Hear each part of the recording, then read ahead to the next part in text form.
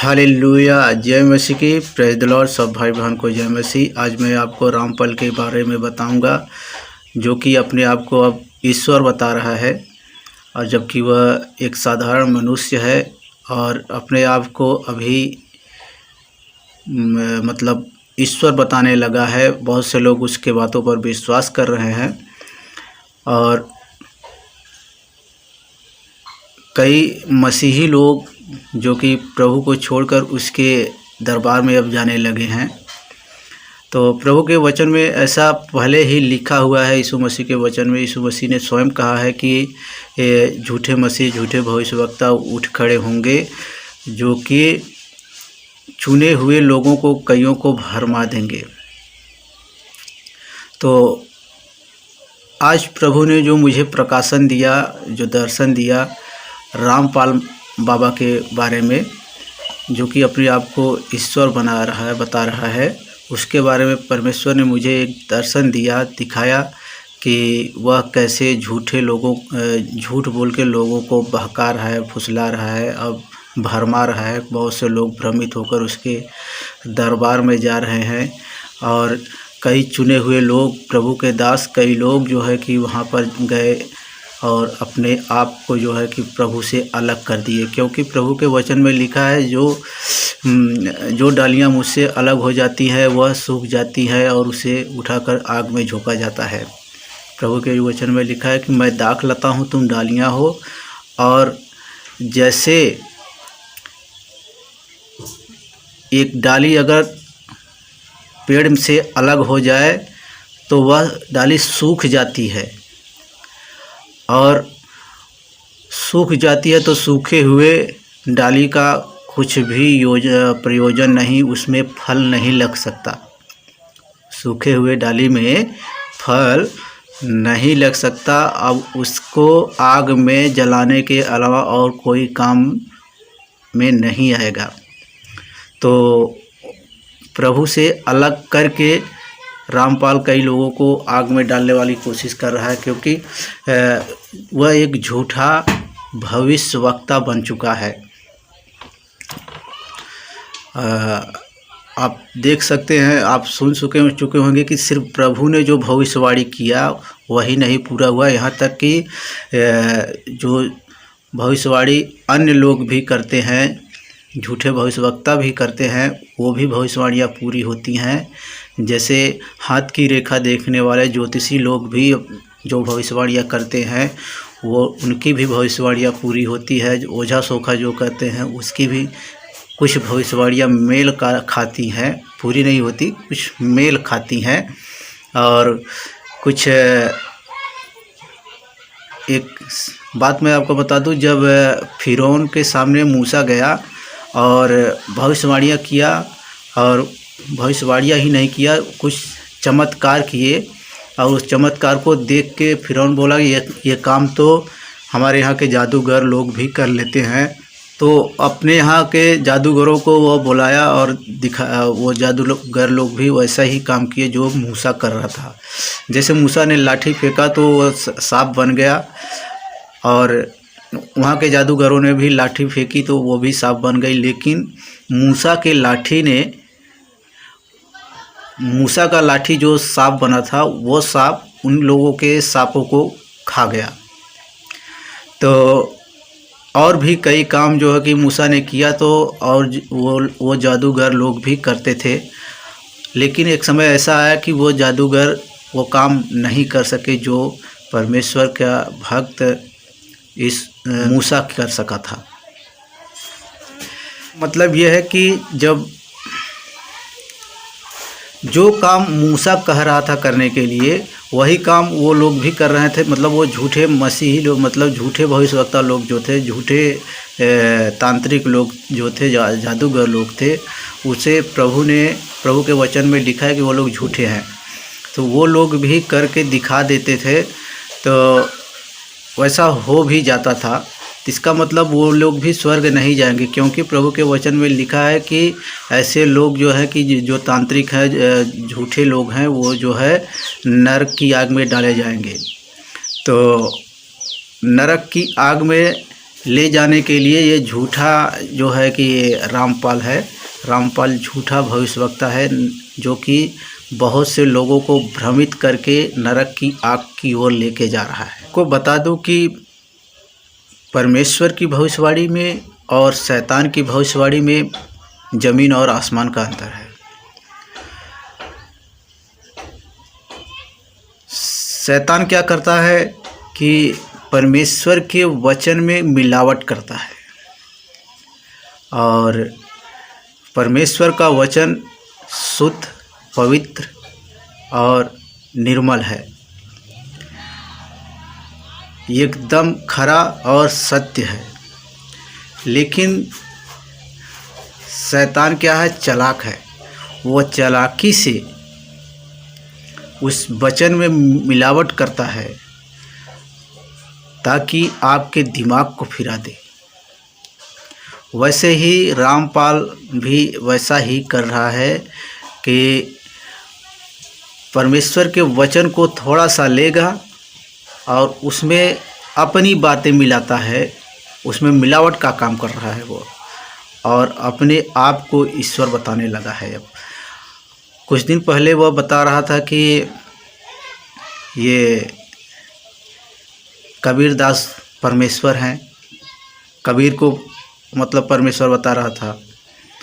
अब अपने आप को ही परमेश्वर बताता है।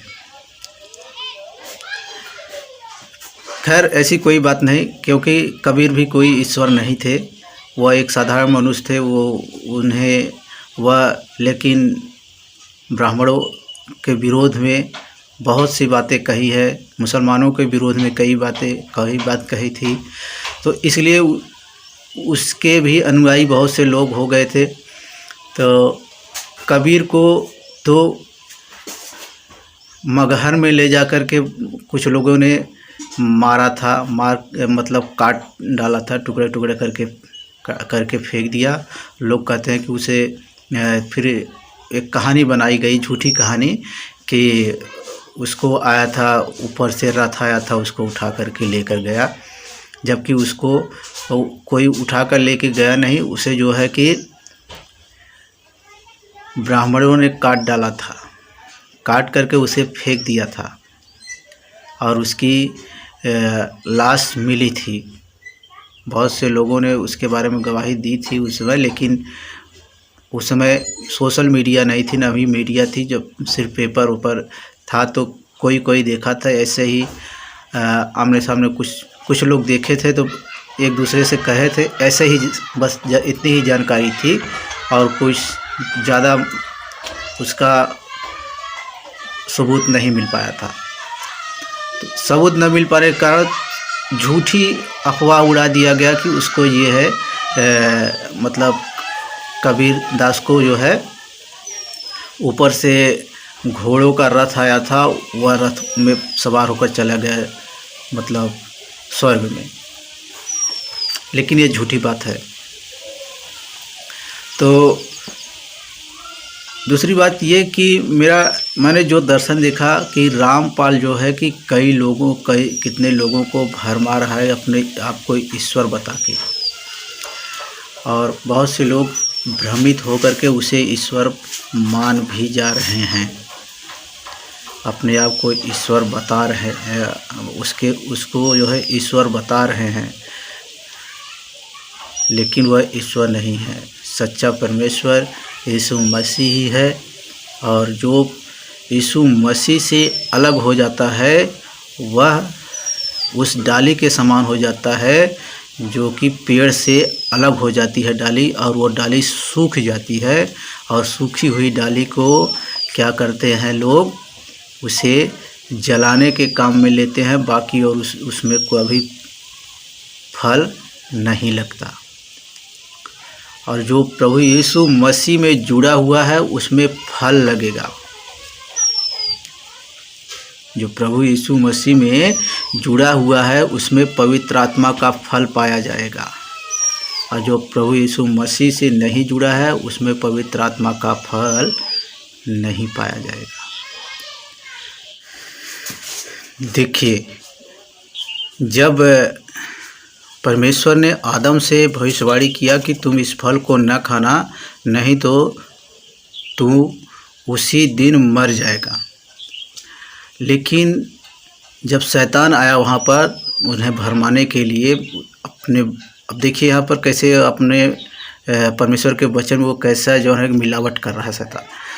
शैतान आया कह रहा है कि नहीं, तुम नहीं मरोगे, लेकिन तुम परमेश्वर के तुल्य हो जाओगे। जबकि परमेश्वर ने आदम को बनाया, मनुष्य को जब बनाया था तो अपने स्वरूप के अनुसार अपनी समानता में बनाया है। परमेश्वर स्वयं अपने स्वरूप के अनुसार मनुष्य को अपने स्वरूप के अनुसार अपनी समानता में ही बनाया है। जिस तरह परमेश्वर है वैसे ही मनुष्य को भी परमेश्वर ने बनाया। लेकिन फिर भी कह रहा है कि तू परमेश्वर के तुल्य हो जाओगे और तुम न मरोगे। तो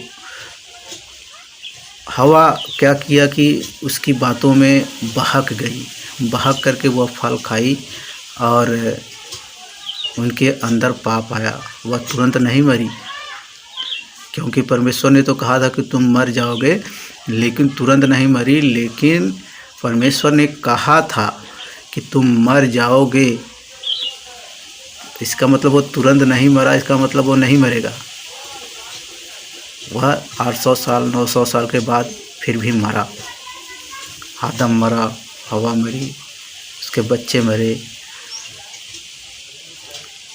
तो शैतान भी थोड़ा धीरज धरता है कि तुम्हें मौत के मुंह में ले जाने के लिए, और परमेश्वर भी धीरज धरे हुए है, तुम पर अनुग्रह कर रहा है कि तुम बच जाओ। परमेश्वर ने आशीष दी थी कि तुम पृथ्वी पर भर जाओ, पृथ्वी भर में फैल जाओ। आज मनुष्य पूरी पृथ्वी भर में फैल गया है, भर गया है, पूरी पृथ्वी भर गई है मनुष्य से। लेकिन फिर भी परमेश्वर क्यों नहीं नाश कर रहा है? क्योंकि प्रभु ने कहा है कि पूरी पृथ्वी पर मेरे वचन को क्या किया जाएगा? फैलाया जाएगा। और जब फैला दिया जाएगा प्रभु के वचन को जिस दिन, और प्रभु का आगमन उसी समय होगा। लेकिन आने से पहले इस पृथ्वी पर धर्म का पूरी तरह से विनाश हो जाएगा। धर्म बोले तो सच्चाई, करुणा, प्रेम, विश्वास, यही धर्म है। जब प्रेम ही नहीं रहेगा तो धर्म नष्ट हो जाएगा। सब कह रहे हैं कि जय श्री राम का नारा लगाओ, जय श्री राम कह के वो खुद अधर्म कर रहे हैं। उन्हें पता ही नहीं श्री राम कौन थे, फिर भी श्री राम का नाम जप रहे हैं बेवजह, और जपते जपते मर गए। उन्हें राम वहाँ मिले नहीं। यीशु मसीह का नाम लो तब तुम्हें उद्धार मिलेगा।